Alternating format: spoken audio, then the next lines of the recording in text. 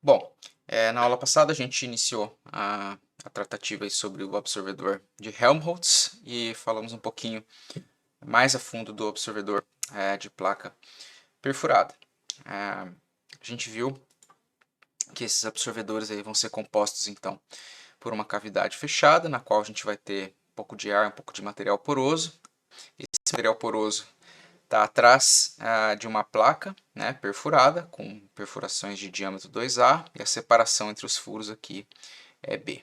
E a gente coloca o material atrás da placa exatamente para maximizar a absorção desse absorvedor. Essa placa tem uma espessura aqui que a gente chama de T ou L, talvez em outras equações, e essa placa vai prover então uma massa de ar vibrando sobre uma mola que é dada aqui pela compressibilidade do fluido na cavidade. E aí a gente calculou a frequência de ressonância, dado aqui por C0 sobre 2π, razão de área perfurada.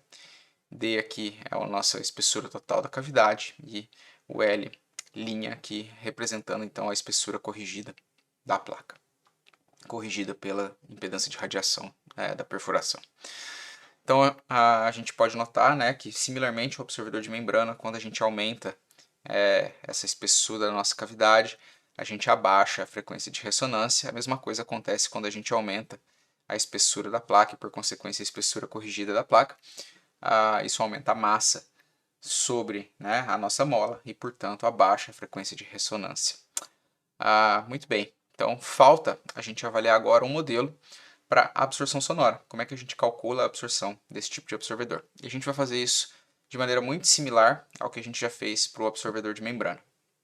Então, a gente sabe que a gente tem um sistema multicamadas nesse absorvedor, a gente tem um gap de ar, a gente tem um material poroso e no topo do material poroso a gente tem uma placa perfurada. Então a impedância de superfície vai ser dado pela impedância da nossa placa perfurada mais a impedância da cavidade, certo? Similarmente ao que foi feito no absorvedor de membrana.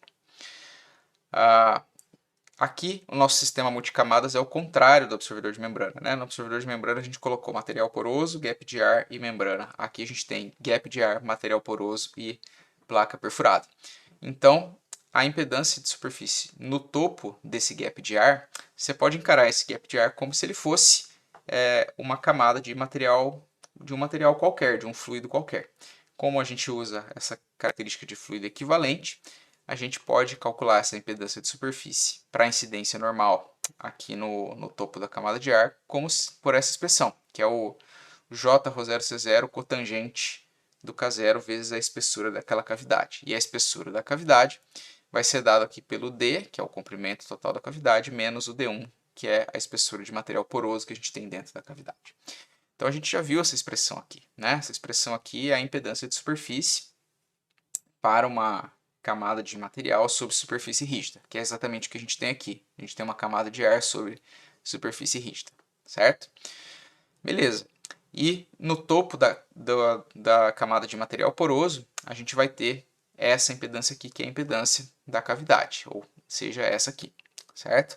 Então a gente tem um sistema de dupla camada, a gente tem essa expressão aqui, só que agora, né, a gente tem a impedância de superfície sendo essa impedância no topo da camada de ar, e aqui a impedância característica e o número de onda dizem respeito ao material poroso, que é a nossa camada que está em cima, certo?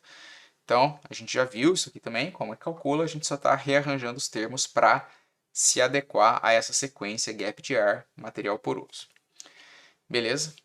E a gente tem a impedância da placa perfurada, como sendo, né, o J ômega vezes a densidade de superfície. E aqui na densidade de superfície a gente tem a massa de ar na cavidade dividido pela área da placa. Ou seja, a gente tem o π ao quadrado sobre b ao quadrado, que é o nosso termo ali de razão de área perfurada. Isso vai nos dar a total massa ali vibrando sobre a nossa cavidade, certo? Então, beleza, a gente tem todos os termos que a gente precisa para calcular a impedância de superfície aqui sob incidência normal e, portanto, a gente pode calcular o coeficiente de reflexão e o coeficiente de absorção da mesma forma que a gente vem fazendo para um material poroso, para a camada dupla de material poroso ou material sobre gap de ar, para o absorvedor de membrana, e agora a gente fez para o absorvedor de placa perfurada, que tem, né, como sequência aí o gap de ar, material poroso e a placa perfurada. Então, beleza, a gente tem essa conta, a gente pode investigar a performance do nosso absorvedor de membrana variando alguns de seus parâmetros, né? Por exemplo, a gente pode investigar a performance do absorvedor de membrana quando a gente muda a espessura da cavidade, né? Esse D aqui. E o que a gente observa, então, é que ao aumentar o D, né, a gente joga a frequência de ressonância para baixo e a gente alarga a banda de absorção. Alargar a banda de absorção é geralmente desejável, já que a gente vai cobrir uma faixa maior de frequências e diminuir incertezas de projeto e coisas do tipo. O malefício disso é que a gente gasta mais espaço da sala no nosso tratamento acústico. Muito bem. Então a gente tem, de maneira bem similar ao absorvedor de membrana, quando a gente aumenta esse tamanho da cavidade, a gente joga a frequência de ressonância para baixo e aumenta a largura de banda do nosso absorvedor. Quando a gente aumenta a espessura da nossa placa perfurada, a gente efetivamente está aumentando a massa que está vibrando sobre a mola. Então isso tem dois efeitos. O primeiro deles é abaixar a frequência de ressonância, como a gente pode observar aqui nos gráficos. E o segundo efeito é reduzir a nossa banda de absorção. Então a nossa banda de absorção torna-se mais estreita, que é um efeito geralmente indesejado, certo? E claro, aqui a gente está falando de ar, né? Então a gente não tem uma massa tão pesada, né, tão grande quanto a gente no absorvedor de membrana. Então, efetivamente, essa massa de ar vai ser um pouco menor, por consequência, a gente não consegue ir até uma frequência tão baixa quanto a gente foi com o absorvedor de membrana.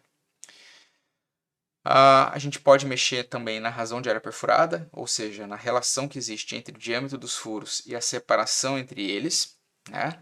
E essa relação não é tão simples, né? Mas mexendo nessa relação a gente tem também, a gente joga a banda de absorção para lá ou para cá e muda, né, essa banda de absorção também. E por fim, claro, a gente pode otimizar o nosso absorvedor para ter uma maior banda de absorção possível, né, e se comportar de uma determinada maneira que a gente precisa para o nosso tratamento acústico. Joia. Isso dá uma visão geral sobre o absorvedor de placa perfurada e nas próximas aulas a gente vai ver algumas formas alternativas de montagem que a gente tem para o absorvedor de Helmholtz, né, com material poroso, como por exemplo os absorvedores de placa ranhurada e quais são os benefícios que isso traz, né? E depois a gente vai ver na sequência o absorvedor de placa microperfurada, que tem perfurações tão pequenas que a gente não precisa mais do absorvedor poroso, né? Toda a absorção vai ser dada pela viscosidade ali do ar, né, nos pequenos furos, e a absorção é dada especificamente então pela constrição que existe nos furos, certo? Até mais.